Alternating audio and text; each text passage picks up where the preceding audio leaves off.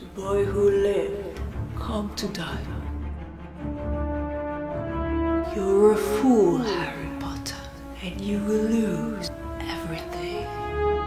You put your faith in me.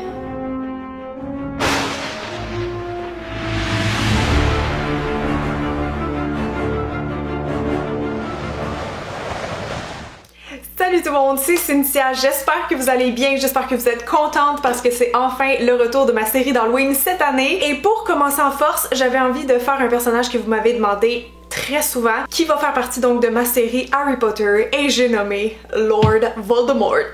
C'est évidemment un très bon choix pour l'Halloween puisque Voldemort fait très peur, mais c'est pas un costume ou un maquillage plutôt qui est facile à reproduire à la maison parce que je sais pas si vous le saviez, mais le maquillage de Voldemort sur l'acteur est fait majoritairement à l'ordinateur parce que comme on le voit sur les photos, il y a pas de nez.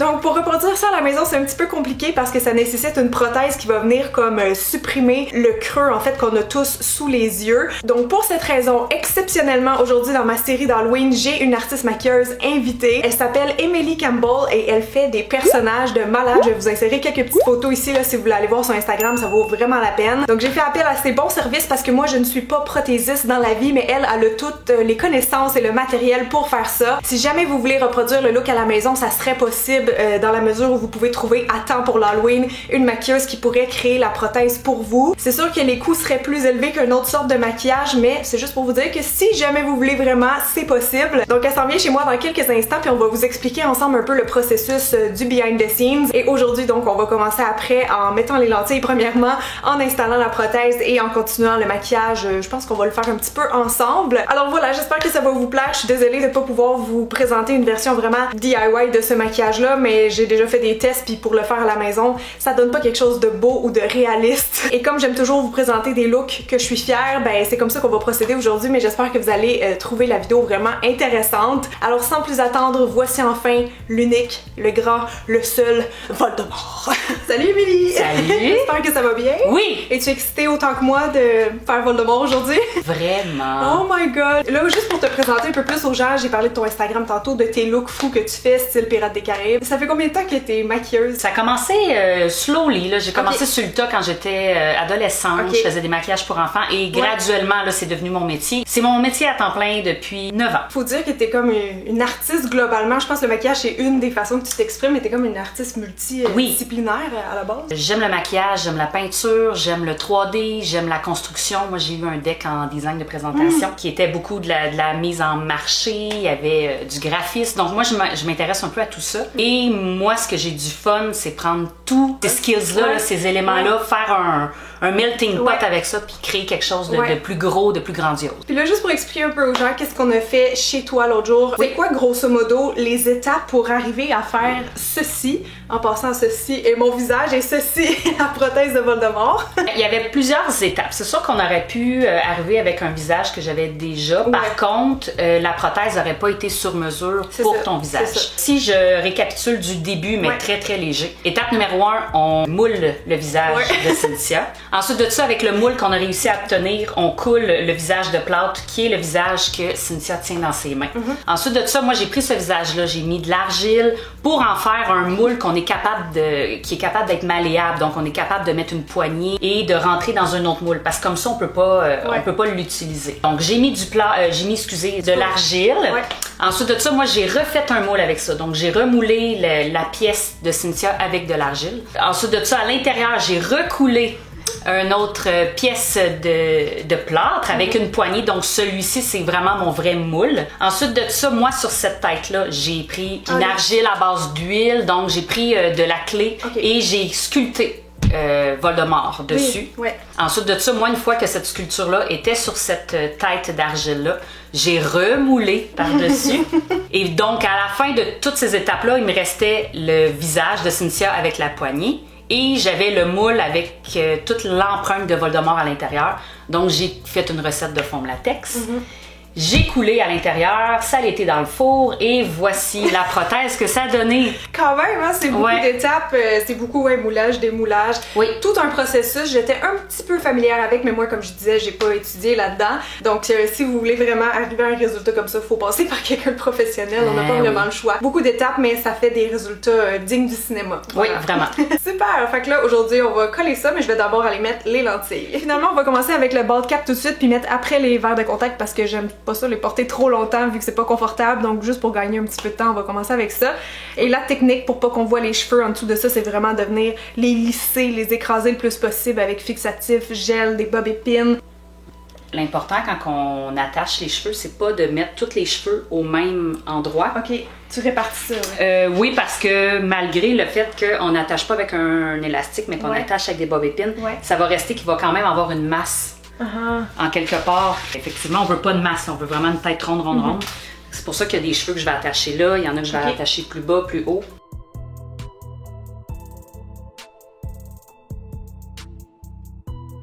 Fait que là, je suis bien pinée partout, on va mettre un petit peu de fixatif. Yes! Oh, ça se fait tout seul en passant, c'est juste ça va mieux à deux, ça va mieux. En passant, le bald cap est déjà fin, on a fait ça dans les étapes la dernière fois chez elle, juste pour sauver du temps en fait, mais on l'a mis sur ça, une base de couleur pour Voldemort. Puis là, on met du Pros-Aide. Pros-Aide pour le coller. Est-ce que c'est une colle qu'il faut laisser sécher comme la colle à faucille? Oui, c'est comme une... C'est le même principe qu'une contact, là. Ok. T'en mets aussi sur le bald cap? Oui.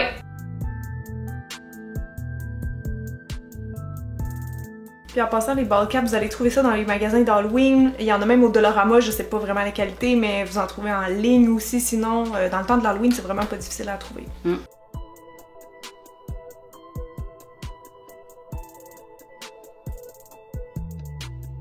Fait que le petit truc pour cacher les cheveux, ça va être comme le truc en fait de drag queen pour cacher les sourcils, on utilise de la colle, tout simplement. Ouais, parce que dans le cas d'un bald cap qui aurait été pris dans une boutique professionnelle, il aurait été...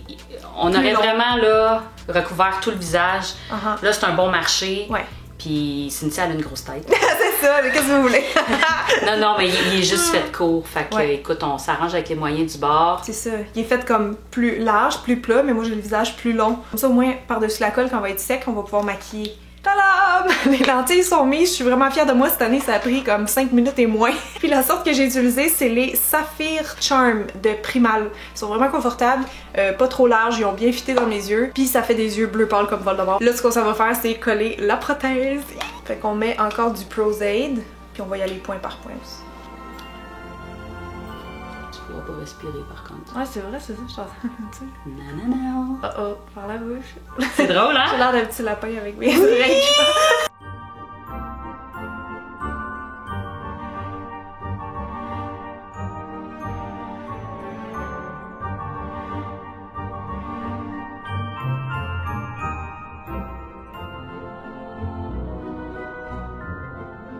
Moi, je te poudrais quand même tout petit. La prothèse est fixée, ça veut dire que là on est rendu à faire toute la base, donc tout son visage, j'allais dire blanc, il est pas vraiment blanc, c'est comme un beige pâle, pas en santé, hein? Il est un peu terne. Il est pas blanc, il est pas beige, il est pas vert, il est pas rose, c'est ça. Il est tout ça à la fois. Tout ça à la fois. Fait qu'on fait un petit mélange avec des fards crème comme ça, pour avoir la bonne couleur sur mesure, sur la plaquette, puis on va l'appliquer ensemble, là. Je pense que ça va aller plus vite. Ouais. C'est ça, là on fait la base en crème, mais si on veut avoir un effet plus réaliste, plus cinéma, c'est sûr que le airbrush est conseillé parce que c'est tellement fin puis on peut jouer avec des subtilités de couches. Là. Moi encore là, c'est pas quelque chose que je maîtrise, mais Émilie elle a emmené son kit au cas où.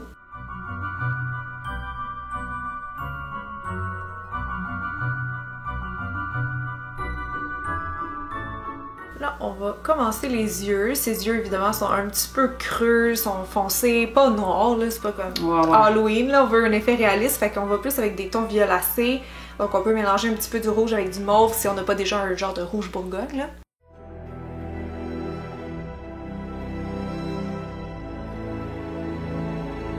On va commencer à ajouter un petit peu de rouge, vraiment comme dans le retire. Fait que là, on poudre pour pas que je sois collante, puis surtout pour que le maquillage tienne. Parce que c'est gras. Voici la bête. Puis c'est quelle couleur qu'on met à peu près là? J'ai fait un mélange de bien des couleurs. C'est juste pour ajouter un petit relief, right? Ouais, ben tu sais, regarde, je vais le montrer. Brun, rouge, mauve. Ici, il y a comme une immense tente là. Ici, il est vraiment creusé. Ouais,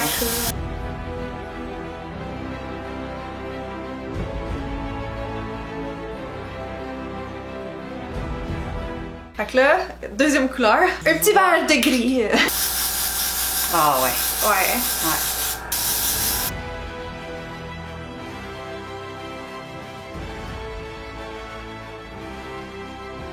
Là, on continue avec le pinceau pour faire des petits détails, des petites lumières avec du blanc.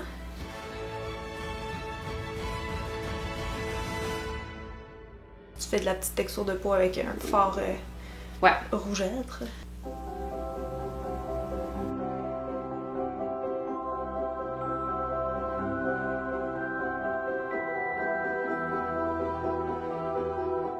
Maintenant, je m'apprête à faire ce magnifique sourire. Il y a beaucoup de gencives pour une certaine raison. On dirait que ces dents sont vraiment comme raccourcies. Ce que je vais faire, puis aussi parce qu'ils ont une petite teinte jaune, je vais commencer en mettant un tout est fixe comme ça. En fait, ça c'est les tout est fixe de Maroon. Je suis plus capable de parler. C'est Maroon. Tu parles avec le nez. Ça c'est la teinte nicotine, donc fait que juste passer ça légèrement pour leur donner une petite teinte jaune. Et après, pour faire l'espèce de forme en dessous, je vais prendre le noir pour aller arrondir mes dents. Pas que ce soit carré, parce que lui ils sont comme plein de formes différentes.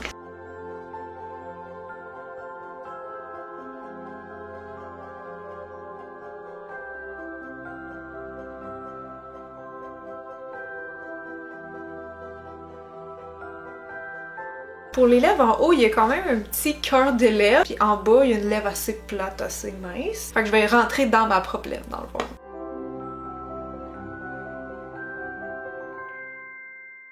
On remonte ma narine.